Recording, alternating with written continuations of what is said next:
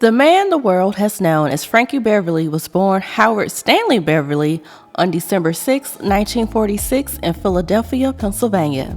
His mother was a homemaker and his father was a truck driver. He grew up singing in a Baptist church where his father was the deacon. His first inspirations were singers like Sam Cooke and Lloyd Price, but it was the emergence of Frankie Lymon that changed his life.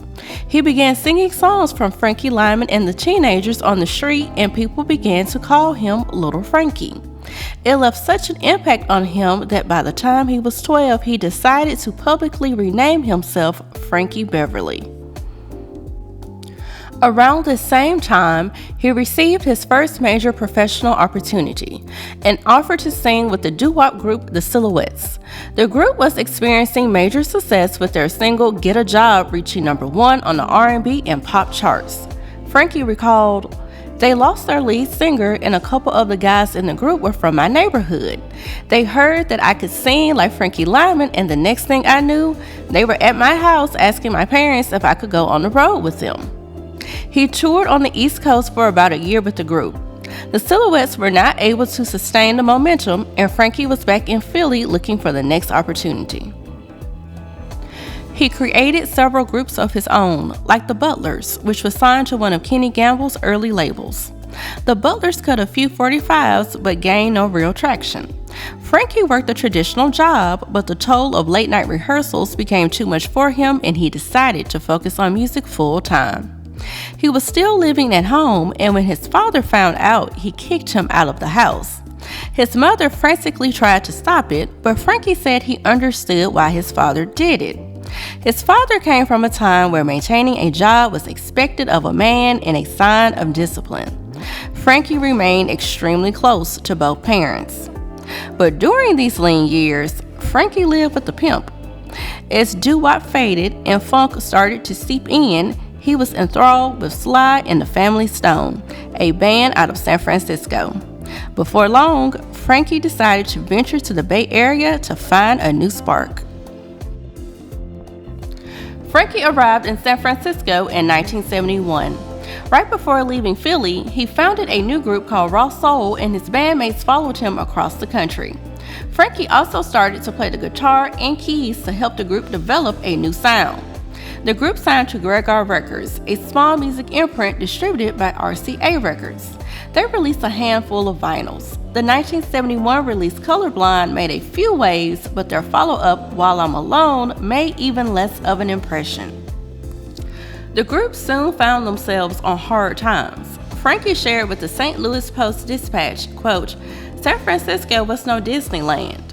It was real, with real hurts and heartaches. We didn't have any bread and we were out in the street." They nearly returned to Philly several times, but pride kicked in. They didn't want to go back home looking like failures. Over time, Raw Soul built a following in San Francisco. No matter Frankie's situation in life, he had a way with the ladies. Around 1974, he met Cass Gaylord, the daughter of bebop legend Slim Gaylord. Through Cass's father, she was also the elder sister of Janice Hunter, who became the second wife of Marvin Gaye and the mother of his 2 youngest children. Frankie and Cass kindled a relationship, although Cass had a husband. Janice visited Cass in San Francisco for a girls' trip, and Cass took Janice to see Raw Soul. Janice was immediately taken with the group, and Cass noticed Janice and Frankie were attracted to each other. Janice denied it at the time, but she still wanted to meet the band. Frankie was excited about the prospect of meeting Marvin Gaye. Janice told Marvin how incredible the group was, and he decided to make a trip to San Francisco to meet them. Marvin warmly embraced the group. Frankie recalled, "He loved me like a little brother, and certainly working with him helped bring our demos back to life." He added, "He also helped us get money and some new equipment. Just his presence inspired us." Marvin even paid a year of their back rent to help them get back on their feet. But Marvin issued one caveat. They needed to change their name as he felt Raw Soul wasn't appealing. The group considered several names, including Karma, Charisma, or San Francisco. All Frankie knew was he wanted a one-syllable name. Original group member Rome Lowry is said to have come up with the name Maze, with the group being officially known as Maze featuring Frankie Beverly. Frankie told Ebony magazine, "Maze means magic and love. Everybody is in this maze of life together, people of all types, colors, and ages." Marvin encouraged the group to come to Los Angeles and arranged a meeting with Capitol Records executive Larkin Arnold. The group quickly signed with the label and received an unusual offer. They were allowed to produce themselves, and Frankie was allowed to keep his publishing. The group released their self-titled debut album in 1977. The cover was an illustration of a seven-finger hand, with Frankie representing the thumb and the other fingers representing the remaining 6 members of the group. Perhaps the most popular song on the album, Happy Feelings, was dedicated to Marvin Gaye for his devotion to seeing the group make it. And another classic from the album, Lady of Magic, was dedicated to Janis for introducing the group to Marvin. Frankie also played a milk bottle as a substitute for a cowbell on Marvin Gaye's landmark hit, Got to Give It Up. Frankie was incredibly private about his personal life, but Janis shared details of her bond with Frankie. The attraction between the two lingered. Janis and Marvin, who eventually married, were having major issues. Janis believed Marvin would emotionally and physically neglect her when Frankie came around to push her into Frankie's arms. Whatever the case, Janis and Frankie began an intense love affair. Marvin suspected something was going on, but Janis and Frankie denied it. Finally, Marvin called Frankie about the situation and, according to Janis in her memoir, said, quote, "I don't blame you. I know she's been after you for years. You're a man and men do what they do. I'm not interested in hurting you, Frankie, but you are no longer my friend. I never want to hear your name or see your face again." Frankie continued to deny the affair, but the relationship was broken on Marvin's end. Things became more complicated when Janis began another affair with another legendary Philadelphian, Teddy Pendergrass. According to Janis, when Frankie heard she was on a trip with Teddy, he called her with a warning saying, "I know you're with Teddy. I know Teddy from back in Philly. You need to get out of there. You're in the wrong place with the wrong guy." Janis continued to date Frankie and Teddy simultaneously, although she admitted both relationships proved futile. She and Marvin later divorced, but the affairs with both men apparently ended before Marvin tragically passed away in 1984. Frankie remained protective of Marvin's legacy. The song Silky Soul from the group's 1989 album of the same name is a tribute to Marvin's legacy. Despite the craziness that comes with the music industry, Frankie remained grounded by leaning on his faith in God and remaining close to his family. Throughout his career, various relatives went on tour with him, with Frankie fondly remembering taking his father on one of his European tours. On March 23, 1968, he became the father to a son named Anthony Beverly. Anthony was born and raised in Philly, but Frankie was very involved in his life. Anthony began playing drums at the age of 4, and the love only grew when Frankie bought him a Mickey Mouse drum set. Anthony says the singing gene skipped him, but he did serve as Maze's drummer for 2 years, which he says is the toughest gig he ever had. Anthony has 3 children, and Frankie spoke on his love of being a grandfather during a 2005 interview with Jet Magazine, saying, "In the beginning it was, these are my son Anthony's kids, but now I feel like a grandfather. They give you a whole new reason for living. It's just a blessing, looking at them and watching them all these years. Being a grandfather gives you so much more to be thankful for. I am definitely blessed." At one point, his grandson Brandon served as the road manager for Maze as well as Frankie's personal assistant. Frankie felt his career prevented him from having a sustainable marriage. He was in a long-term relationship with San Francisco news reporter Pam Moore. They began dating around 1985, and despite several rumors of an engagement, the two never married. Frankie once said of her, "She's my best friend, and I'm thankful for her because she has sacrificed for me. A lot of people would not have stuck with me this long, and Lord knows, I love her with all my heart." Maze featuring Frankie Beverly was undoubtedly a success, but that success is measured by unconventional metrics. There are several reasons for that. For one, Maze debuted at the height of the disco era. Certainly, their music has a groove, but Frankie resisted the orchestra-driven, production-heavy sounds of the disco genre. He wisely predicted the sound wouldn't last, but it probably did make them a lower priority when it came to marketing their music in real time. Frankie also wasn't a fan of the usual means of artist promotion, like non-stop interviews, parties, and the like. He wasn't fond of the idea of having to be something he wasn't on any given day. While the music video became king in the 1980s, Frankie felt the music videos Maze released didn't capture their energy and wasn't a fan of the medium at all. He told Billboard magazine in 1985, quote, "In general, I think music videos are hurting music. They take away what the mind may interpret from a song." The group's last album was released in 1993, in part because Frankie did not want to release filler material that could cause fans to drift away. Most of their albums went gold. Those are respectable numbers, but in an era where more black artists actually enjoyed massive record sales, Maze's numbers might be viewed by some as a bit lackluster. So let's really put some things in perspective by music industry metrics. In short, the group never crossed over. The group never scored a top 40 hit on the Billboard Hot 100. Their highest charting song, "Feel That You're Feelin'," was in 1979 and peaked at number 67 on the Billboard Hot 100. Ironically, their more known songs like "Golden Time of Day," "Southern Girl," "Joy and Pain," "Before I Let Go," and "Can't Get Over You" didn't chart at all on the Billboard Hot 100. Maze never won a major music award, not even from the Soul Train Music Awards. The group never received so much as a Grammy nomination. They finally garnered some recognition when they received the Lifetime Achievement Award at the 18th Annual Trumpet Awards in 2010. The group also received the Lifetime Achievement Award at the BET Awards in 2012.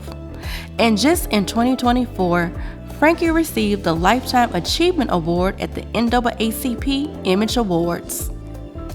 So did the lack of mainstream recognition bother Frankie? At one point it did, and then later it didn't. In a 1984 issue of Ebony, he was quoted as saying, "We want white brothers and sisters to hear us. We went to Europe and they loved us there, and they'd love us here if they heard our music." During this time, he lamented that Capitol Records didn't do enough to push their music to top 40 radio. But by 1994, he was appreciative of their standing. He told the Baltimore Sun that year, "Yeah, I wish more people did know who I was, but if it's at the expense of me giving up this thing we have, then I just want to wait until they find out. Because whatever we have, whatever this thing is that we seem to have a part of, it's a cult kind of thing." So with so little traditional music promotion, how did their legacy grow? One key component was the prominence of HBCU bands. You know, there's a catalog of songs called the Great American Songbook. If there was a great HBCU songbook, undoubtedly Maze featuring Frankie Beverly would be included. The timeless groove of their music and wholesome message also made their music an all occasions option. You could feel safe with the youngest party guests singing the lyrics, and you didn't feel you ran the risk of offending the oldest party guests. The explosion of hip-hop made the group a go-to for sampling and allowed younger listeners to become familiar with Maze. Plus, they never stopped offering great live performances. Frankie's call and response style on stage evoked the Black American church and made the concert feel akin to a spiritual experience. The group also made visiting secondary and even third touring markets a priority, so many fans in the rural South, which is where most black folks still live, got to see them. He once said, quote, "That's where my people are. I love that. I mean, we get down there in those rural places down south and we have a Wayne dang doodle of a time down there. And that's what it's all about. You can't have more fun than that. Frankie said he turned down more shows than he could accept because the demand was so high. And as many know, they had the distinct pleasure of closing the Essence Festival 15 straight times. Many asked Frankie why he never went solo, but his answer was quite simple. He answered, "You cannot do anything in this world alone. You can forget that. And the more people you have on your side that are going in the same direction, the better off you are." I'll give you an example. I think Jeffrey Osborne was better off with LTD. I think when he left them, he not only hurt himself, he broke up what they all had. It doesn't make sense to me. It would make better sense to me if they swallowed their pride and said, "Hey, we were special when we were together. Work it out and get back together." All members of Maze played their part, but the group was not a democracy. Frankie was the group's lead singer, songwriter, arranger, producer, and manager. He was the sole songwriter on all of the band's albums. Frankie was so attached to the music that he often cried while writing. They managed to remain close throughout the years and lived within 15 minutes of each other in their base city of San Francisco. They actually spent time together when not on the road. Naturally, life and circumstances changed the lineup, but the group largely avoided public fallout. Frankie began to have issues with vocal nodes in the early 2000s and admitted it took a toll on his confidence when it came to recording new music. A new generation was introduced to his music when his son Anthony spearheaded a tribute album titled Silky Soul Music, an all-star tribute to Maze featuring Frankie Beverly in 2009.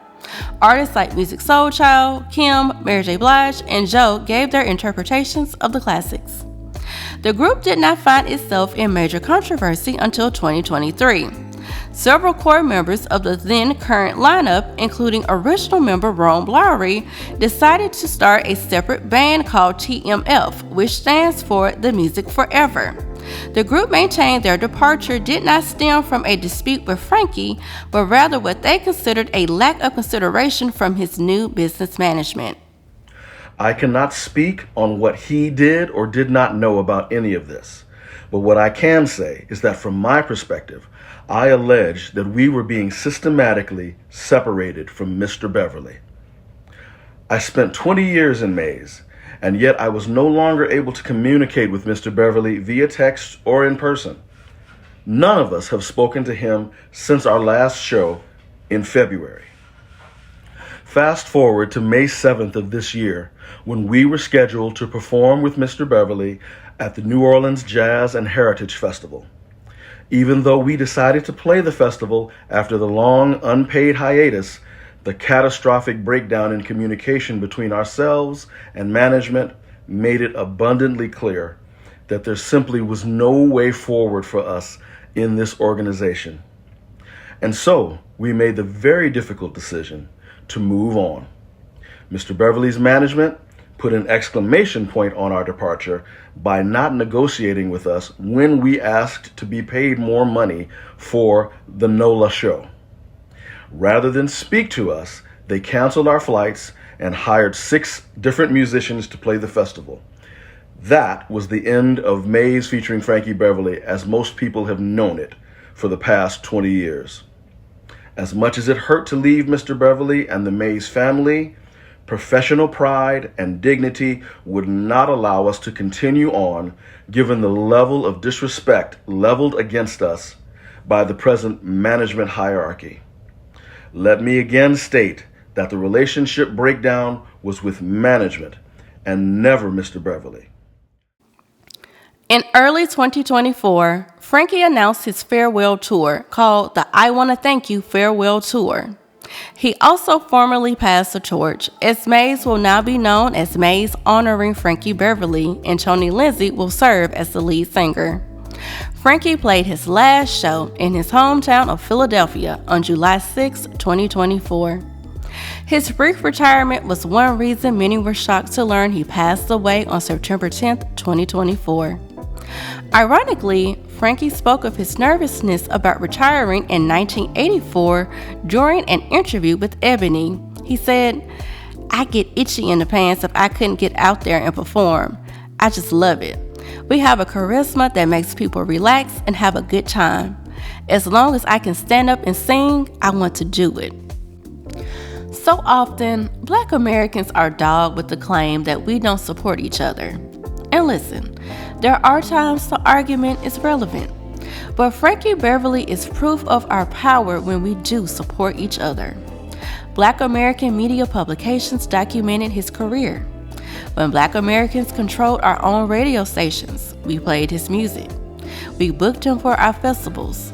We made sure our institutions played his music and that the younger generation knew his work. As Black Americans, we must maintain this standard when supporting our artists. Now, yes, it'll look different in these times, but it can be done.